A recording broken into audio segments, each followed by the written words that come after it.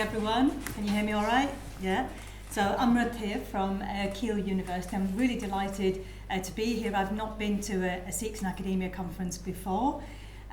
Just a little bit about myself. So I'm actually quite new to a lecturing position. I took my first position at Keele last October, so I'm still quite new, and that's where I've met Dali as well. And we've become very good pals. We're going to do lots of nice work together as well. Before that, I was involved in research for quite a long time. I finished my PhD in 2012, but I've been involved in lots of different research projects, and I was beginning to get a bit frustrated with all the projects that I was involved with. Although they were brilliant, they weren't really my thing. And I was thinking, I was quite chomping at the bit really to do my own research.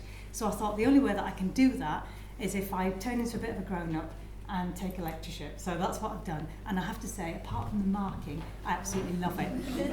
And that was a bit of a culture shock, I have to say. So thank you very much for this opportunity. So I would like to talk about some of the research that I've been doing this for the last sort of like 5 or 6 years. I'll talk about my team a little bit later on, but it's chatting about how to reframe and think about langar in a different way so that we can start contributing to the health of our community. So just a quick slide for our collaborators.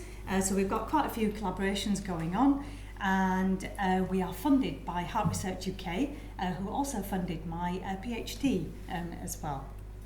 And this is our team, so we've got quite a nice representation from different professors and academics from different universities. And we're now actually developing the team for the next phase of the research, including Dali and some other members from Keele University as well. So we're constantly evolving our team and developing that team, and we've got some representation from Birmingham University as well on that next phase that's coming up.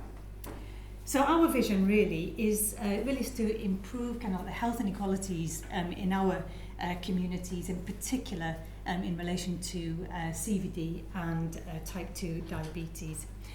And whilst we know langar has such a special place in the Sikh religion, we want to be able to start getting people to think about langar in a different way in relation to health as well. So we know langar is a high carb, high sugar kind of food, and we know that it can be detrimental to our health if we're eating a lot of those foods as well. And because langar has a lot of those components in them, we thought it would be a good way to start getting people to think about their health in a different way. So what we want to do is address it respectfully though. So this work has taken us quite a long time because we wanted to develop those relationships with the Gurdwaras, and we don't want to rush people, we want to do it gently and, as I said, with full respect to the religion as well. So far that approach has worked really, really well. And of course we want to represent Sikhs in research. We know that, look at the research out there, Sikhs are not really highly represented in the research. So this helps us to put us on the map as well. So why are we interested in langar? So everybody knows about langar. We all know what it means, what it represents, what it's about. We've all eaten langar as well. And as I mentioned before, there are some aspects of it that can be unhealthy. And quite interesting the fact that there's a lot of frying going on, a lot of butter usage, a lot of ghee.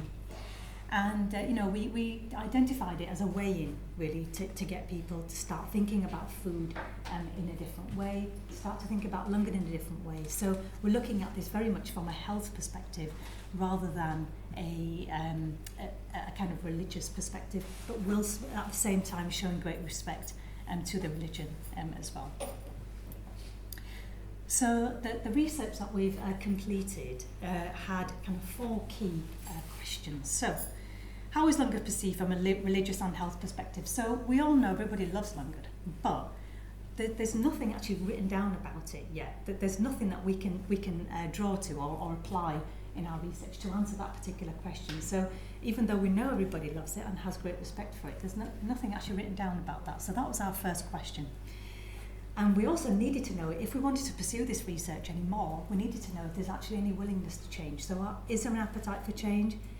Are people interested in perhaps changing it or thinking about it at least in a different way? That was another question. Next, what changes would be acceptable if we even got that far? So if people are willing, what might people be willing to do to change it or to think about it in a different way? and how could change be implemented. So there are 4 key questions that we had for the first phase of this research now, which we've completed. So we had an exploratory, descriptive, qualitative design, because there's very little research on this, so we took an exploratory approach. We did purposive sampling, so we actually did this work during COVID time, so it was quite tricky with the recruitment. But the pradhans in the gurdwaras were very useful and very helpful to us as well in our recruitment drive. And we partnered with 2 gurdwaras primarily in West Yorkshire, and you can see the inclusion criteria there. And we ended up conducting 8 focus groups, online of course because of COVID restrictions, and there was 1 individual interview that I conducted on the phone. And participants were invited to speak in either English, Punjabi, whichever language they wanted. So there was usually a bit of a mixture of both because I've got a bit of Yorkshire Punjabi going on. So there was a... ashamed of Yorkshire Punjabi. I think Yorkshire Punjabi is the one. So there was a bit of a mix. Sometimes I get a little bit stuck with words, so I just blurted it out in English and it worked very, very well. And it also helped just to break down some of that barrier with kind of developing that rapport with people as well. So it was actually a really enjoyable process.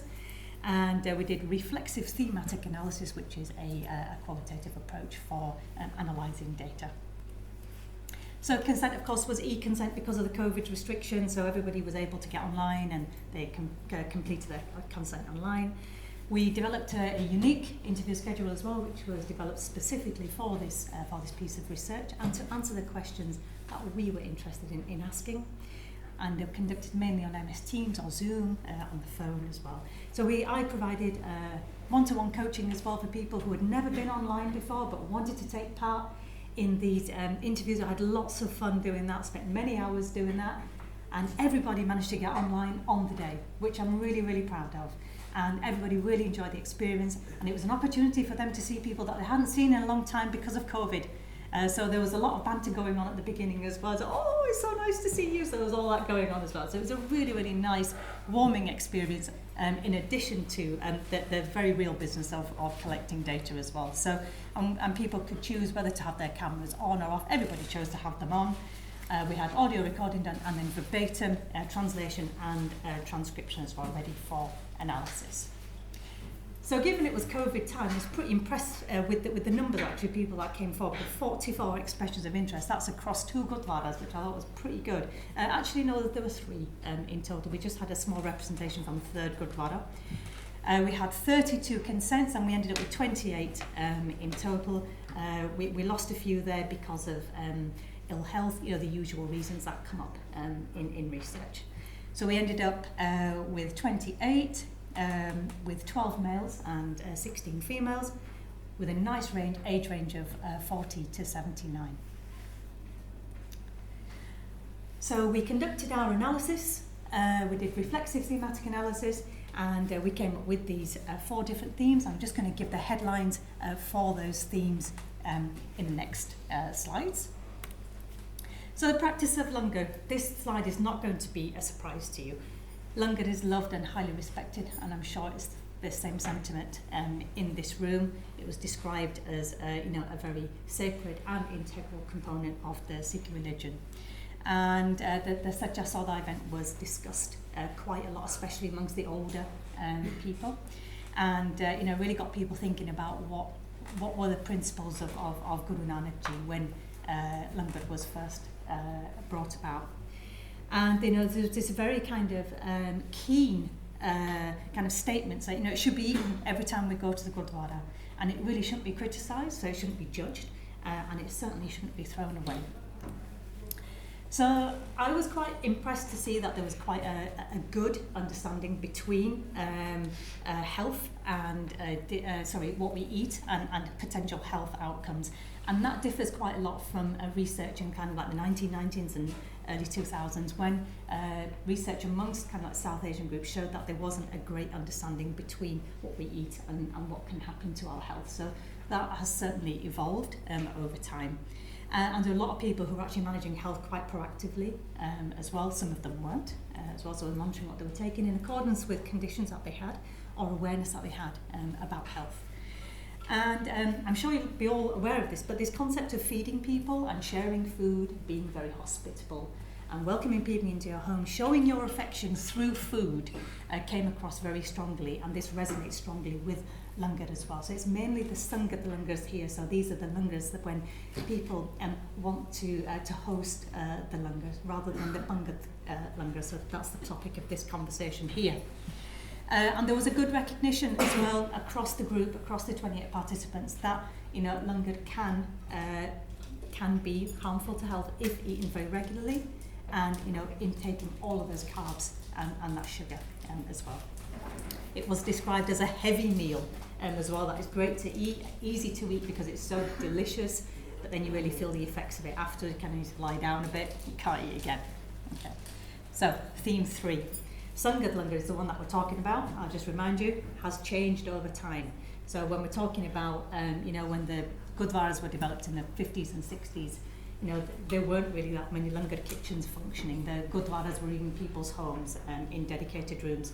So the Gurdwaras themselves have really evolved, and the langar itself has evolved as well. The expectations of langar also have changed. So the people that I spoke to said, there's an expectation that every component of the thali should be filled with something. So, and it's a bit strange when it isn't.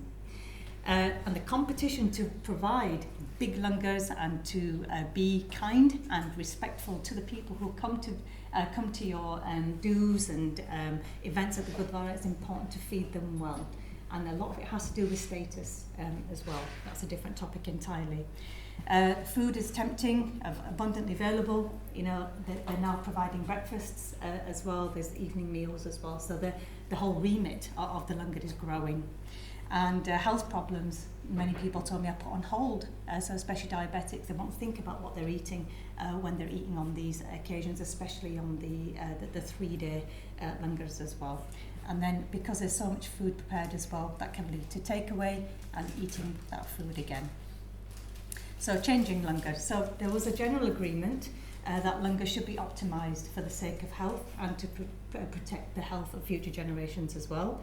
It should be the same all the time, irrespective of occasion. But what's really important is the support of the Sangat. So the Sangat hold quite a lot of influence and power when it comes to langar, and they need to be supported in making those healthier choices. And they did discuss the potential consequences as well. So loss of Sangat if you can't have what you want on your langars, and reputational damage as well. And there was discussions around who should actually lead the change as well. Should it be the Gurdwaras? Should it be third party? Should it be someone else?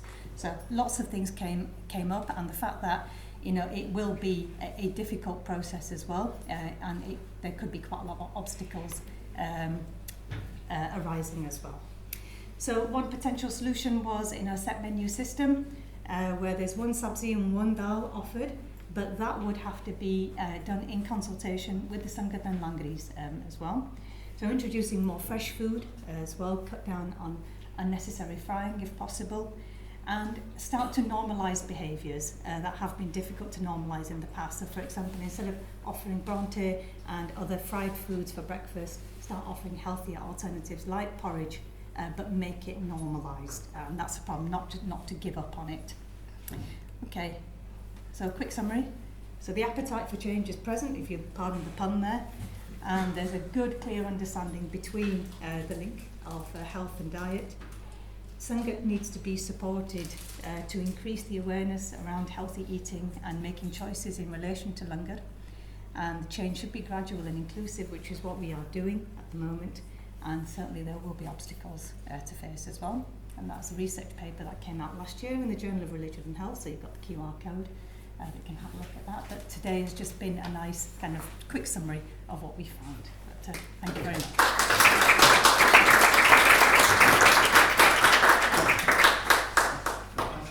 It's making me feel hungry. Came just at the right time, right? Yeah. So from one Yorkshire Sikh to another Yorkshire Sikh, to you guys. Yeah, we've got loads of people there. I'm going to choose people who haven't asked questions or haven't spoken. So in the far corner over there, and then we've got to Manjeet. Hi, I'm Keele. I'm a dietitian by background. Nice to meet you. Lecturer, and I've had conversations with the local community about making change.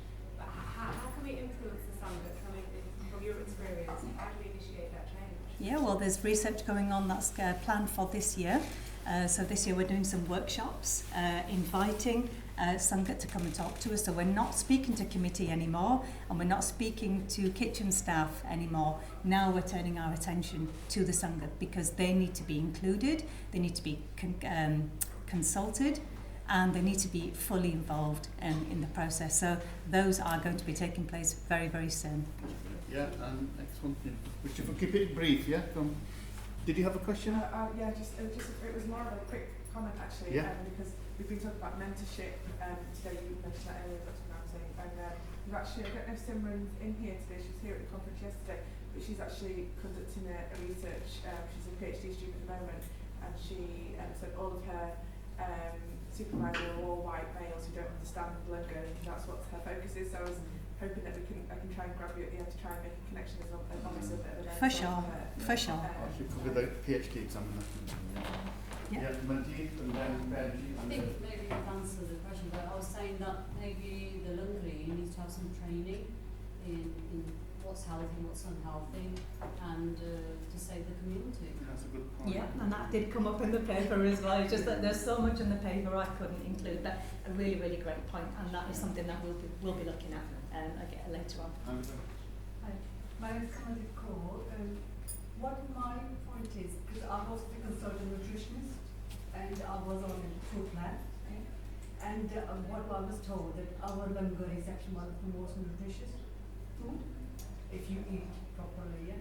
So what are we doing but as a health whole, because langar is not just going to do, because people need to do physical exercise, they need to do look after themselves. That's right. So that's what I think it needs to be like a whole package. You're absolutely right. So langar itself is quite healthy, but it's the amount of food that we're eating when we go to the Gurdwara. There's a lot of calories consumed, and the amount of food that's made encourages more eating. But I would really love to chat to you afterwards, because we have some more plans later on about what you've talked about. So I'll be really happy to talk to you about that. Trying to give chance to people to ask questions. Hi, I'm Trishna Kaur from Scotland. In 2002, I did do research. We were part of the research for Edinburgh University on cardiovascular disease and diabetes within the Sikh population of South Asia, but mainly the Sikh community in Edinburgh. And that's been published. You might find it interesting. Yeah. Please give me And the we worked with the Gurdwara, because we were part of the Gurdwara, and we looked at the langar and worked with the Langri, but Brilliant, I'll thank just you. take a couple more, because we are now eating into well, break time, yeah. No, so just a quick one. Harpreet Singh from Block University. Again, the whole concept of langar, like you said, it was to feed the masses without the religion, caste, and so the portion size and the volume size is very important factor. You still get an old generation, no disrespect to the old generation folks here, that go to langar hall, I thought they were about it, because you were about it. And that's educating our students is the most important, and that's something that needs to be clear. But the work you're doing is fantastic. I'll tell that as a comment rather than this. Just a very quick one then, yeah. I think like what you highlighted about those small changes is really important. About like, you know, instead of doing prawn in the morning, can we do stuff like porridge? Because I went to Amrit Kaur Daffu-O'Reilly recently, and they had a sign in front of the jar saying that due to Sanghat's high cholesterol, we're not putting sugar in the jar. Don't ask for it, basically. But like you said though, I think as we've been discussing as well, these things need to be co-designed and co-collaborated with the Sanghat in mind as well. So I wonder how we can do that. Again, I'll tell that as a comment really. Yeah. So thanks very much for that. I just want to make one observation on this. About 20-30 years ago, I went to the Bar Sahib in Amritsar, and you know the Guru Ramdas Langar. And you sat on the floor, when you bade fulke, they throw them onto your hands, and the dali fulke te paake the khali. Just went more recently, and they've got like six container thaliyan now. Yeah. Now what's interesting is, went to Delhi, you know, Sisganj, Bangla, and there they just give you simple dal. Yes. And I think that's because the people who eat langar in these kind of, they are genuine people that, you know, the workers and Mazdooriyan, I also see a lot of Sikhs on the streets of Delhi taking vans and giving langar to, langar regularly. So I think that, some of it's to do with status as well, isn't it? You go to Shepherd's Bush Gurdwara in central London, you get 5-star langar. Yeah? 4-star. Well, I know because when I was studying in London University, we always used to go to Shepherd's Bush for our 5-star langar. So I think there's something to do with people's own status. It's like it becomes a status symbol. I can give you paneer and I can give you X, Y, and Z. It is. Was there any of that in your research? That was quite big, and it's actually just too big to talk about in today's session, but it is covered in the paper. Okay. And there's another paper coming out very, very shortly. I'll be happy to share it, and that talks about that a lot more. And so we've been advocating Ekadal Volta. That should be on there. Yeah, you agree? Yeah. Okay, anyway, we better have a